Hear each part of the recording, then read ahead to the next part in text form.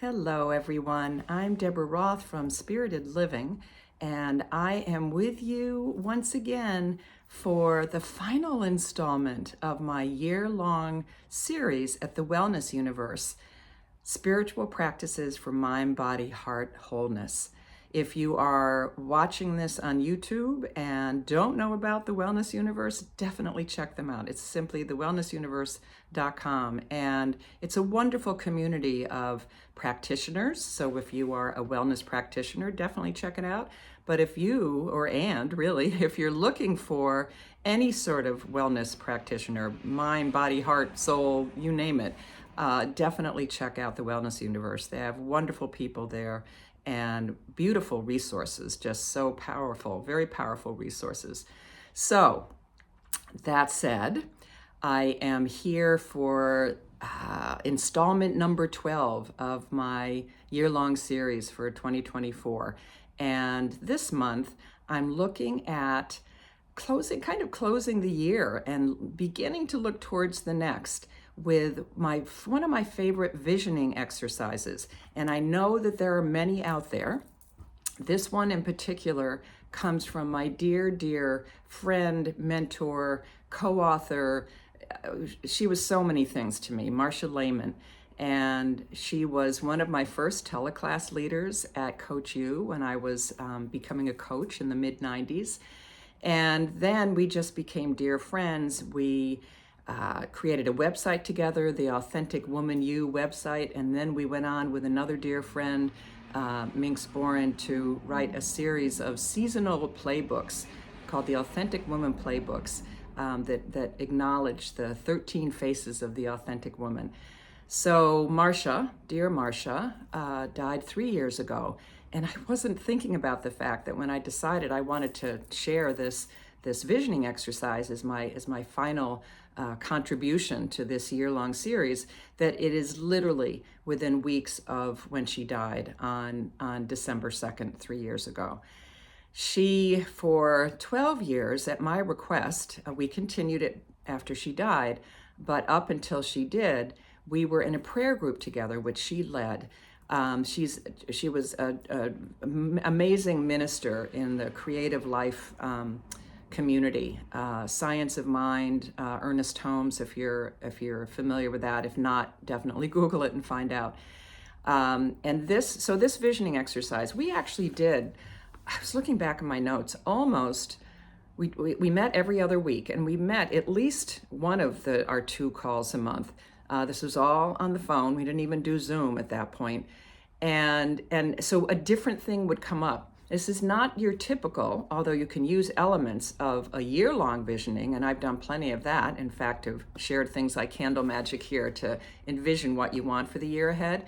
This is really a way to help you hone in on a particular area of your life that you want to address and to strengthen. So what I will do right now is just, without more preamble than that, if you want to close your eyes but have a pen and pad of paper ready, not something you can really type wise. And I think the kinesthetic value of pen to paper will hopefully always be a powerful one.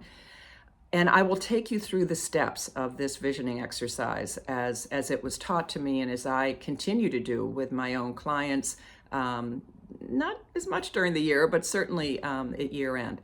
So the first question, just make yourselves comfortable. Let's breathe.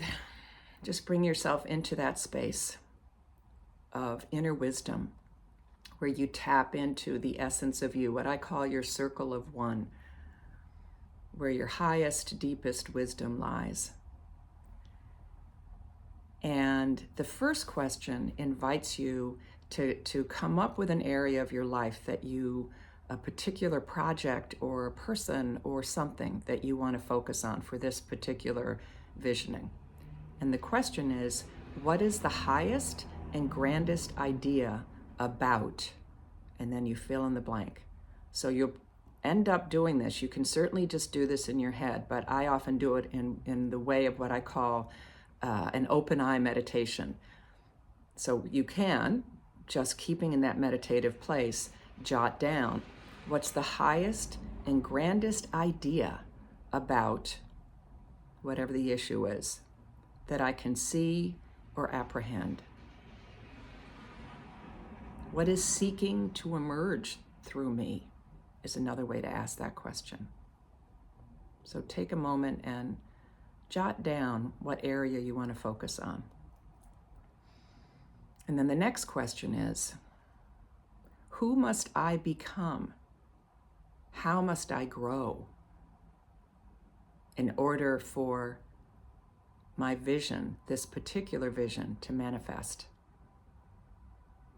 Who must I become? How must I grow in order for this vision to manifest? And I will include all of these questions in the description, in the blog that accompanies this video. The next question is, what needs to be let go, flung away, released in order for this vision to manifest? What do you need to let go of, to release? And just take this as a supreme trust in your intuition. Whatever words or word or phrases, an image that comes up for each one of these, don't question it. What needs to be let go of? And then the next question, what needs to be embraced? What do I need to allow in? What do I need to open myself up to?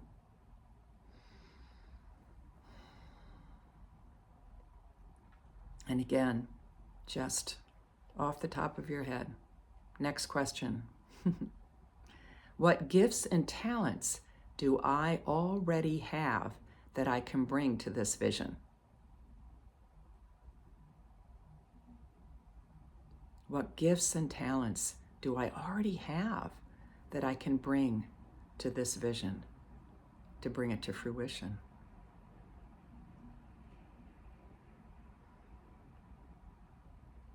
Allow whatever comes in, don't question it.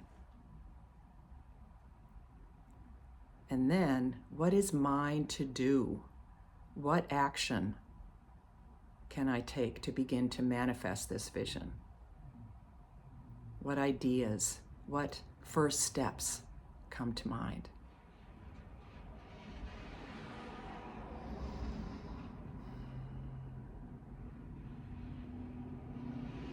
So allow yourself to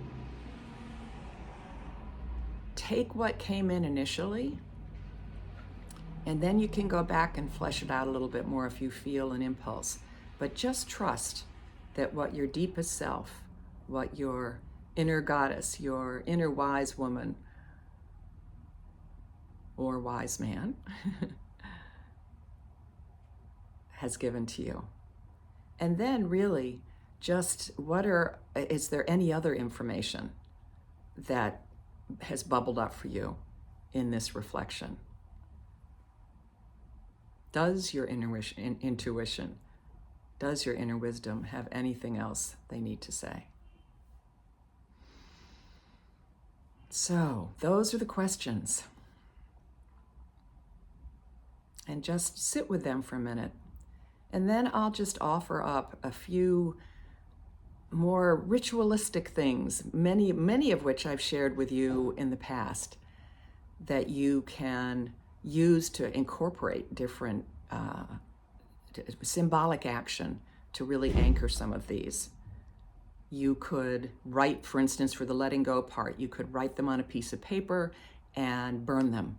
Or if you get flash paper, Google that, you can write it and flash it away to release and let go, to do that portion of creating space, essentially, for your vision to unfold, to manifest. A great one that a lot of my clients have loved is to write what you want to let go of to make room for this vision. Write it on a raw egg and smash it in a garden, someplace safe that you can smash the egg. A garden is great because then the eggshells and everything else really feed your garden. And then to continue to vision, to bring in what it is that you want to manifest. Once you identify that, you could do some candle magic. If you go to my YouTube channel, I've done a bunch of things about that, and even in some of my Wellness Universe series, you could do a vision map or a mind map. And again, Google those if you're not familiar with those. You could create an amulet or a talisman. I've got one over here. And imbue it with the qualities that you want to embody, who it is that you need to become, another one of those questions, in order to bring your vision to fruition. And of course, there's always mantras and affirmative actions and positive affirmations. So you have a beautiful tool to take you through the end of the year, but also to use whenever you want throughout the year. I'd love to hear how you play with it. And join me next month in January 2025. I'm not quite sure when yet, for my next year-long series, which will be playing with the principles, the joy of joy intelligence. And each month I'll have a different little yummy thing to share with you about that. Thanks so much for joining me, and have a beautiful holiday season and new year. Bye for now.